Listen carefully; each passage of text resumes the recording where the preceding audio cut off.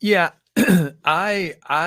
never, like, when I was on the department, I never wanted to be in front of a news camera. I never wanted to talk to the news.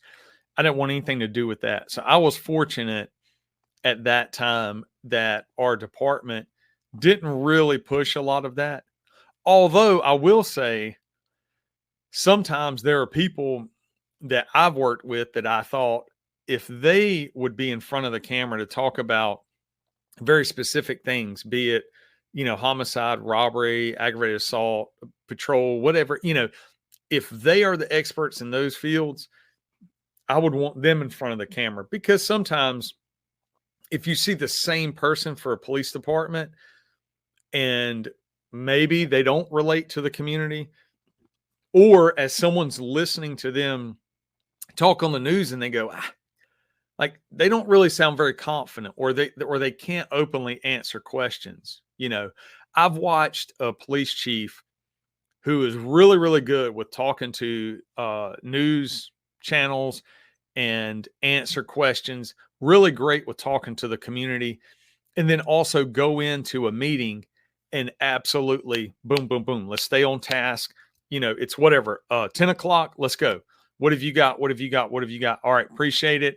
Make sure that happens. Report back to me with your findings. Was that actually a really good strategy you used, or do we need to switch it up? But that leader would put all of the responsibility on the person in the meeting. This same way with the news, would answer questions very accurately and not give too much information, but also be very, very respectful to people. And I would actually watch um, people and how they responded to that. And then I may watch another police leader who gets on and may bash, a potential suspect or throw somebody's name out there ahead of the investigation.